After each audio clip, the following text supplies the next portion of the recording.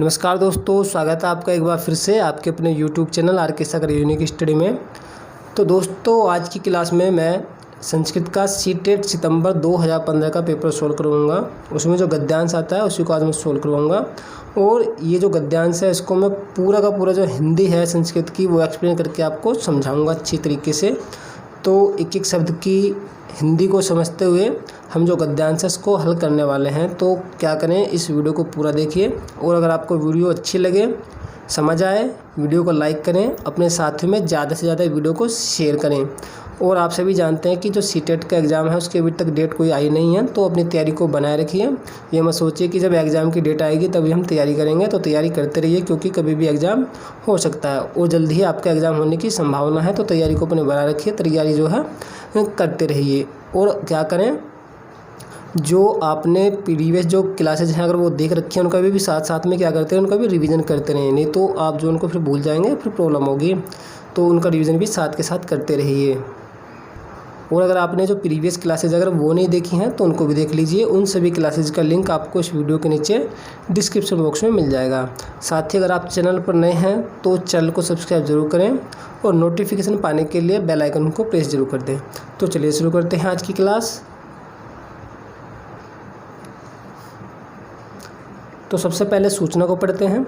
अधोलिखितम गद्यांशम पठित्वा प्रश्नानाम प्रश्न संख्या 1 से 9 विकल्पात्मक उत्तरेभ्यः उचिततमम् उत्तरम चित्वा लिखत। तो सूचना में कहा गया है नीचे लिखे गद्यांश को पढ़कर प्रश्नों के प्रश्न संख्या 1 से 9 विकल्पों के सबसे उचित या सबसे सही उत्तर को चुनकर लिखिए। चलिए देखते हैं गद्यांश को। कृष्णमूर्ति, तो ये एक व्यक्ति का नाम है कृष्णमूर्ति। श्रीकंठश्च, च का अर्थ होता है और श्रीकंठ, ठीक है। तो कृष्णमूर्ति और श्रीकंठ। मित्र आस्ताम, मित्र थे, आस्ताम का अर्थ होता है थे। तो दो के लिए द्विवचन के लिए थे की जो संस्कृत होती है वो होती है आस्ताम, ठीक है। एक वचन के लिए होती है आसीत, ठीक है। तो कृष्णमूर्ति और श्रीकंठ मित्र थे।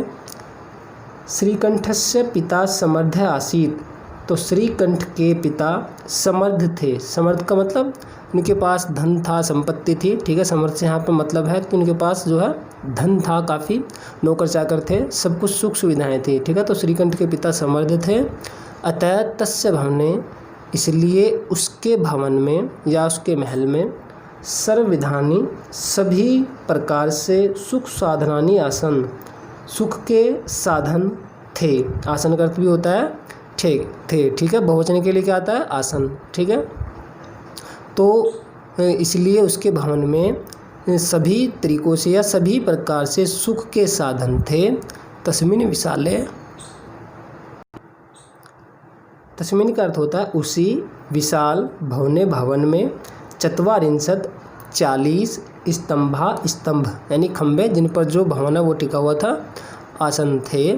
तो उसी विशाल भवन में 40 स्तंभ थे।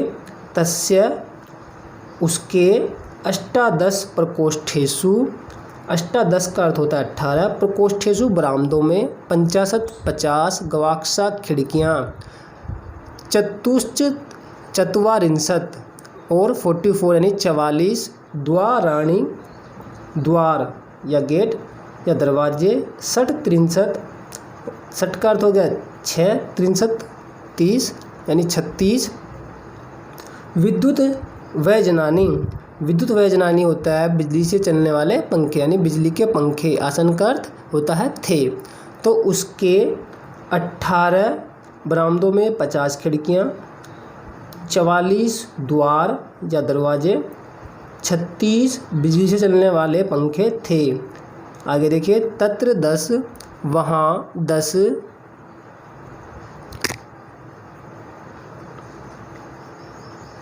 सेवका निरंतरम कार्यम कुर्वन्ति स्म, सेवक या नौकर निरंतर कार्यम कुर्वन्ति स्म, कार्य करते थे। तो वहाँ 10 सेवक या नौकर निरंतर कार्य करते थे।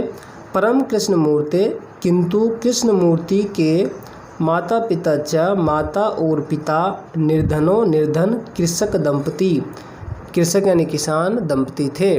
तस्य गृहम, उसका घर, आडंबर विहीन, आडंबर का मतलब आप समझते ही हैं, आडंबर का मतलब होता है झूठा दिखावा करना, और विहीन का मतलब आप समझते ही हैं जिसमें जो है झूठा दिखावा ना होता हो, ठीक है, आडंबर विहीन, ठीक है। साधारण अंश यानी कि साधारण आशित था, तो उसका घर आडंबर विहीन और च का अर्थ होता है और साधारण था। एक बार इस पैराग्राफ की हिंदी फिर से देखिए। कृष्णमूर्ति और श्रीकंठ मित्र थे। श्रीकंठ के पिता समर्थ थे, इसलिए उसके भवन में सभी प्रकार से जो सुख साधन हैं वो थे। उसके विशाल या उसी विशाल भवन में 40 स्तंभ थे।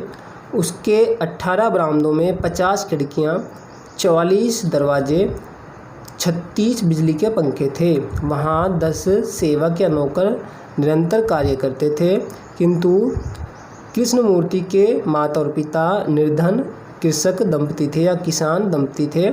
उसका घर आडंबर विहीन और साधारण था। आइए देखते हैं आगे। एक बार श्रीकंठ मित्रेण मित्र के सह साथ प्रातः सवेरे 9 बजे तस्य गृहम् अगच्छत्, उसके घर गया। तो एक बार श्रीकंठ मित्र के साथ सवेरे 9 बजे उसके घर गया। तत्र कृष्णमूर्ति, वहाँ कृष्णमूर्ति ने तस्य माता, उसकी माता, पिता च और पिता ने स्वशक्तिया अपनी शक्ति के द्वारा या अपनी सामर्थ्य के द्वारा श्रीकंठ का आतिथ्य या सत्कार अकुर्वन् किया। तो वहाँ कृष्णमूर्ति ने, उसकी माता और पिता ने अपनी सामर्थ्य के अनुसार या अपनी शक्ति के अनुसार जो श्रीकंठ है, श्रीकंठ का आतिथ्य या सत्कार या आदर किया। एतद् दृष्ट्वा, यह देखकर श्रीकंठ अकथयत्, श्रीकंठ ने कहा, मित्र अहम, मैं बहुता तुम्हारे सत्कार से या आदर से संतुष्टोऽस्मि, संतुष्ट हूँ। केवलम इदमेव मम दुख यत्, केवल यही मेरा दुख है। यत् का अर्थ होता है कि, तव गर्हे, तुम्हारे घर में एकोपि एक भी भृत्य नास्ति, भृत्य का मतलब होता है नौकर, नास्ति नहीं है। तो उसने कहा कि केवल एक जो है यही मेरा या मुझे दुख है कि तुम्हारे घर में एक भी नौकर नहीं है। मम सत्काराय, मेरे सत्कार के लिए, भवताम, तुम्हें, बहु कष्टम जातम, बहुत ही कष्ट हुआ। मेरे सत्कार के लिए या मेरे आदर के लिए तुम्हें बहुत कष्ट हुआ। मम गर्हे, मेरे घर में, तू तो बहु कर्मकरा संति, बहुत सारे कर्मचारी या नौकर हैं। तदा कृष्णमूर्ति अवदत्, तब कृष्णमूर्ति बोला, मित्र ममापि, मेरे भी अष्टो कर्मकरा, मेरे भी जो है 8 कर्मचारी या नौकर संति हैं। श्रीकंठ अकथयत्, श्रीकंठ ने कहा, मित्र किंतु ते न, किंतु वे सभी, न दर्शन्ति, नहीं दिखाई देते, किंतु वे सभी दिखाई नहीं देते हैं। भगवान, आप, भवताम, आपकी माता पिता च, और आपके माता पिता, आप और आपके माता पिता, एवं ही अत्र कार्यम कुर्वन्ति, यहाँ कार्य कर रहे हैं। तो श्रीकंठ ने कहा कि किंतु जो है वो दिखाई नहीं दे रहे हैं। यदि जो तुम्हारे 8 कर्मचारी अगर वो हैं तो वो दिखाई क्यों नहीं दे रहे हैं। तो इसके बाद उसने कहा कि आप और आपकी जो माता पिता है वही यहाँ पर कार्य कर रहे हैं। तो कृष्णमूर्ति ने कहा, मित्र आप, सम्यक अर्थ होता है अच्छी तरह से या भली प्रकार से। 1 मिनट रुकिए। तो श्रीकंठ ने कहा, मित्र किंतु तेन, किंतु वे सभी, न अर्थ हो गया नहीं, दर्शनते दिखाई दे रहे हैं, ठीक है। तो श्रीकंठ ने कहा, मित्र किंतु वे सब नहीं दिखाई दे रहे हैं।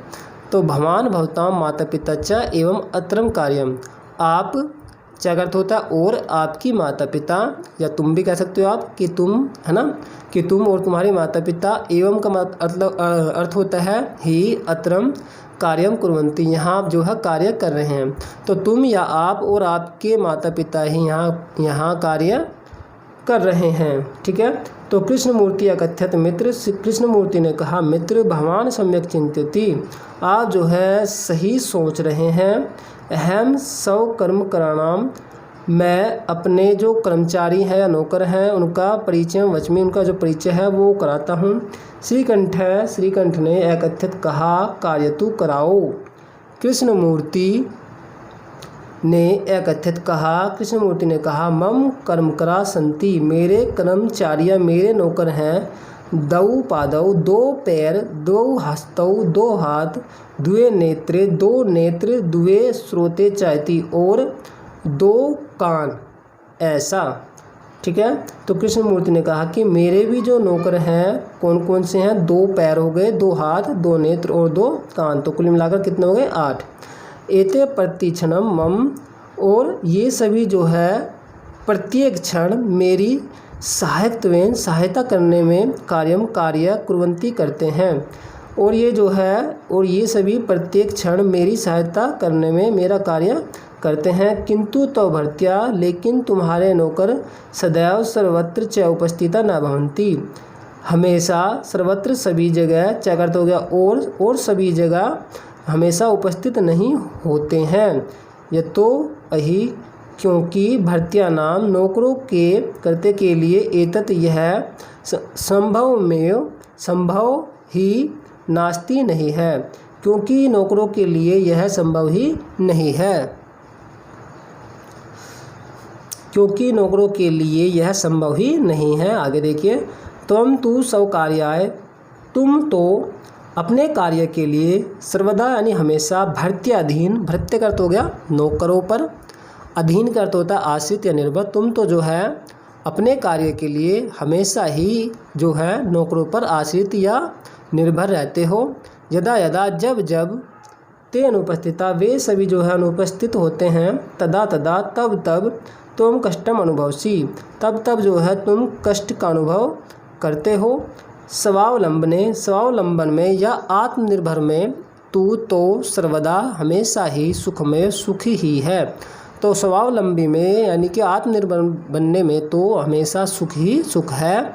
न कदापि कष्टम भवति, ना कभी भी कष्ट होता है। श्रीकंठ अवदत्, श्रीकंठ बोला, मित्र, तव वचनानि, तुम्हारे वचन या तुम्हारी बात श्रुत्वा सुनकर, मम मेरा मनसी मन महती अत्यधिक प्रसन्नता जाता, प्रसन्न हो गया है।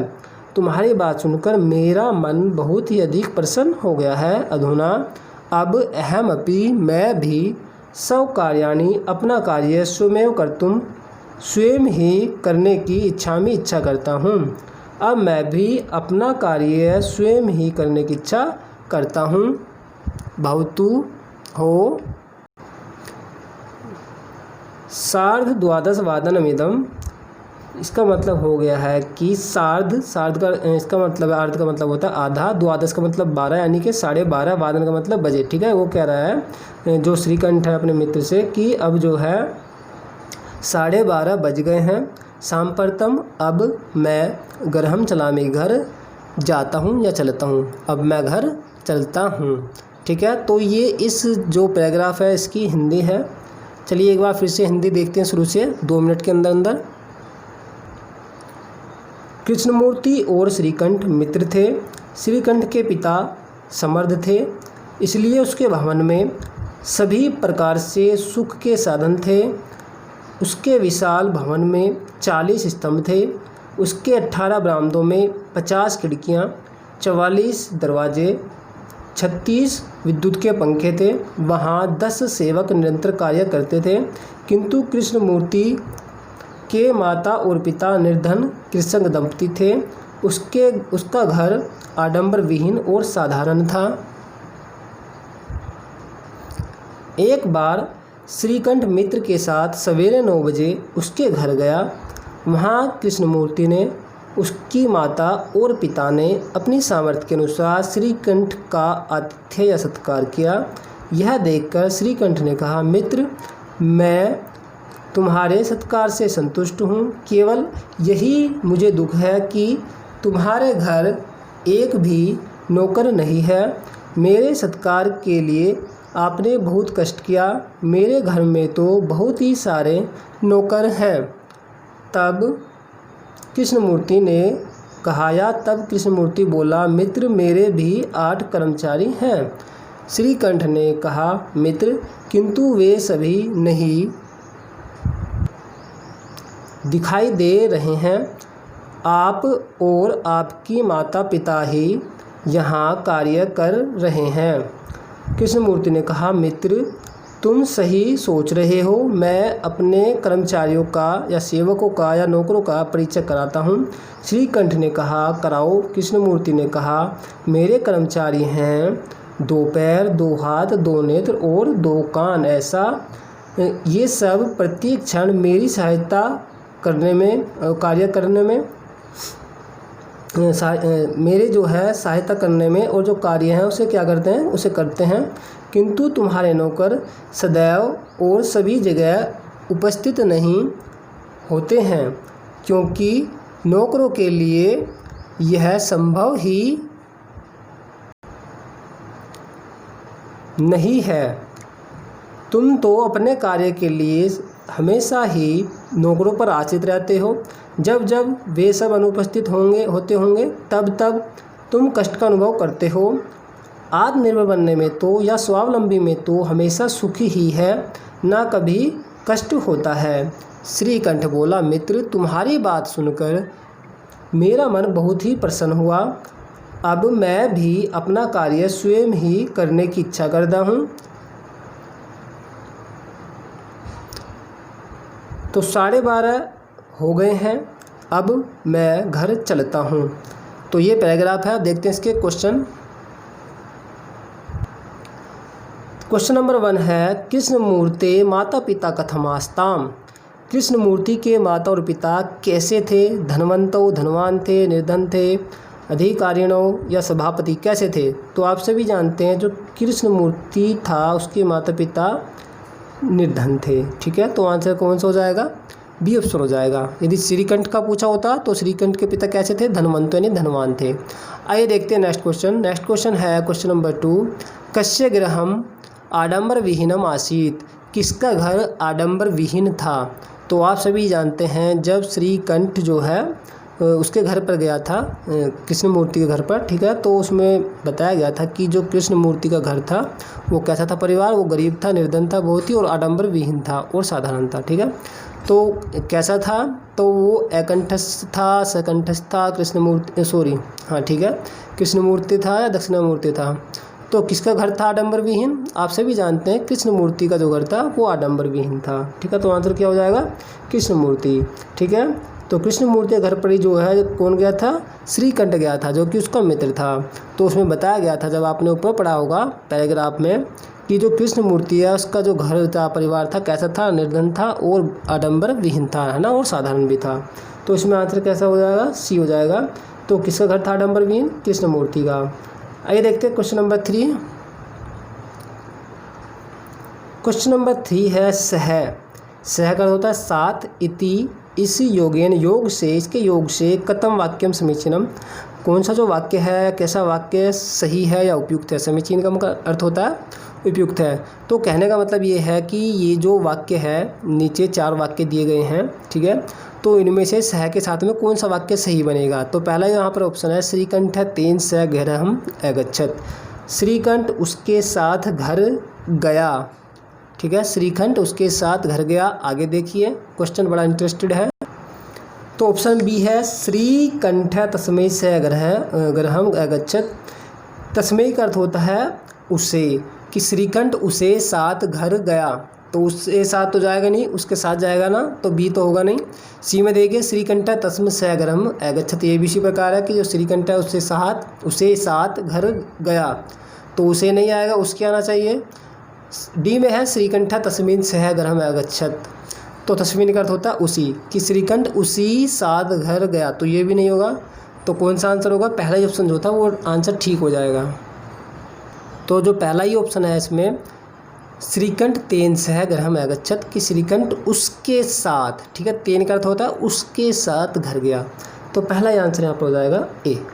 आइए देखते हैं क्वेश्चन नंबर 4। क्वेश्चन नंबर 4 है कृष्णमूर्ति कति कर्मकरा आसन। कृष्णमूर्ति के कितने कर्मचारी थे? तो आप सभी जानते हैं जो कृष्णमूर्ति है उसने बताया था कि मेरे घर भी 8 कर्मचारी हैं, 8 नौकर हैं। 2 पैर बताए थे उसने, 2 हाथ, 2 कान और 2 नेत्र। इस प्रकार से कुल मिलाकर 8 हो जाते हैं। तो आंसर कौन सा होगा? बी वाला हो जाएगा, अष्टौ 8। ठीक है, तो आंसर हो जाएगा बी। कृष्णमूर्ति के कितने सेवक थे? 8। अगला क्वेश्चन है 5वां, सर्वदा सुखम कुत्र अस्ति, हमेशा सुख कहाँ होता है? फर्स्ट ऑप्शन है वृक्ष से, वृक्ष पर, पाताले, पाताल में, स्वावलंबने, स्वावलंबन में, या आत्मनिर्भरता में, और डी ऑप्शन है आकाश से, आकाश में। तो आप सभी जानते हैं हमेशा सुख कहाँ पर है? आत्मनिर्भरता में। आपने अगर इस पैराग्राफ को पढ़ा है, आंसर आपको मिल रहे होंगे। आइए देखते हैं क्वेश्चन नंबर 6। क्वेश्चन नंबर 6 में है कत्वा प्रत्ययान्त शब्द कह। तो क्वेश्चन में पूछा गया है कि जो कत्वा प्रत्यय है वो किस शब्द के अंत में है? फर्स्ट ऑप्शन है स्वयं, दूसरा है कर्तुम, तीसरा है चलामी, लास्ट है श्रुत्वा। तो प्रत्यय की मैंने क्लास करवाई थी भी, ठीक है, अगर आपने वो नहीं देखा तो देख लीजिए। प्रत्यय की 2 क्लासेज मैंने करवा दी हैं, दोनों का लिंक मैं आपको इस वीडियो के नीचे डिस्क्रिप्शन में दे दूँगा, वहाँ से आप देख लीजिए ना, जिन्होंने प्रत्यय की क्लास नहीं देखी है। तो देखिए, मैंने आपको बताया था, इसमें भी बता रहा हूँ कि जो कत्वा जब प्रत्यय किसी भी शब्द के साथ, धातु के साथ जुड़ता है तो सिर्फ उसका जो है सिर्फ तवा ही शेष रहता है। तो आंसर हो जाएगा यहाँ पर डी वाला ऑप्शन, श्रुत्वा। ठीक है, तो कत्वा का जो क्या है वो हट जाता है और तवा जो है क्या होता है वो जुड़ जाता है, शेष रहता है। ठीक है, श्रुत्वा का अर्थ होता है सुन करो। मैंने बताया था जी कत्वा जो प्रत्यय होता है इसका अर्थ होता है करके। ठीक है, तो इसका अर्थ होता है सुन करके। अगला देखिए क्वेश्चन नंबर 7 क्वेश्चन में पूछा गया है सांप्रतम इति पदस्य, इस पद का पर्याय भवती होता है, इस पद का पर्याय अर्थ होता है। तो देखिए जो सांप्रतम है इसका अर्थ होता है अब, पैराग्राफ में आया है, मैंने आपको इसका अर्थ भी बताया। सांप्रतम का मतलब होता है अब या इस समय। ठीक है, तो अब किसका अर्थ होता है? देखिए समय का अर्थ तो होता है कल, यानी कि आने वाला कल। इसके भी जो है 2 संस्कृत होती हैं कल की, जैसे इंग्लिश में जो कल की 2 इंग्लिश होती हैं, यस्टरडे बीता हुआ कल, और टुमारो आने वाला कल। उसी प्रकार से संस्कृत में भी समय का अर्थ होता है आने वाला कल, और एक होता है हया का अर्थ होता है बीता हुआ कल। ठीक है, तो समय कल, अद्य आज, अधुना अब, तदा तब। तो सांप्रतम का अर्थ होता है अब और अधुना का अर्थ भी होता है अब। तो आंसर हो जाएगा सी ऑप्शन। अगला क्वेश्चन देखते हैं, क्वेश्चन नंबर 8 है कस्य भवने, किसके भवन में सर्वविधानी सभी प्रकार से सुख साधनानि आसन, सुख के साधन थे। तो किसके भवन में सभी प्रकार से सुख के साधन थे? रमेश के घर में, सुरेश के घर में, श्रीकंठ के घर में, या रामकंठ के घर में? तो आप सभी जानते हैं कि कृष्णमूर्ति और श्रीकंठ 2 मित्र थे, जिसमें जो कृष्णमूर्ति है वो एक निर्धन परिवार से था, उसका परिवार आडंबर विहीन था और साधारण था। जबकि जो श्रीकंठ है उसका परिवार कैसा था? उसका परिवार जो है बहुत ही शक्तिशाली था, धनवान था। ठीक है, उसके घर में बहुत ही संपत्ति थी। तो इसके घर में क्या थे? सभी जो है सुख के साधन प्रेजेंट थे, उपस्थित थे। तो आंसर हो जाएगा सी वाला ऑप्शन, श्रीकंठ से, श्रीकंठ के। अगला क्वेश्चन है 9 क्वेश्चन में पूछा गया है तस्य भवने कति द्वाराणि आसन, उसके भवन में कितने द्वार यानी दरवाजे थे। तो कितने थे? अगर आपने पढ़ा है अच्छी प्रकार से तो आपको आंसर मिल गया होगा। 63, 50, 10 या चतुश्चत्वारिंशत्। तो कौन सा आंसर होगा? 50 थे, 36 थे, 10 थे या 44 थे। तो उसके भवन में कितने दरवाजे थे? 44 थे। तो आंसर हो जाएगा बी वाला ऑप्शन। तो देखिए ये रहा इसका आंसर यहाँ पर। ठीक है, सॉरी ओके, देखिए ये रहा चतुश्चत्वारिंशत् द्वाराणि। ठीक है, यानी कि 44 दरवाजे। तो कितने थे? 44, 44। तो आंसर कौन सा होगा इसमें? बी वाला ऑप्शन, 44 दरवाजे थे। तो आंसर हो जाएगा बी। तो ये थी आज की हमारी क्लास। आपको हमारी क्लास कैसी लगी? संस्कृत की जो हिंदी मैंने ट्रांसलेट की वो आपको समझ आई या नहीं आई? कमेंट करके ज़रूर बताना सभी को। वीडियो के अंत में जो कमेंट बॉक्स है उसमें कमेंट करके सभी को बताना आपको हमारी क्लास कैसी लगी। अगर क्लास अच्छी लगी है तो वीडियो को लाइक किए बिना ना जाएं, चैनल को सब्सक्राइब किए बिना ना जाएं। जिन्होंने भी चैनल को सब्सक्राइब नहीं किया सब्सक्राइब जरूर करें। तो दोस्तों मैं मिलता हूँ आपको ऐसी ही एक और नई क्लास में। तब तक के लिए नमस्कार, जय हिंद, जय भारत।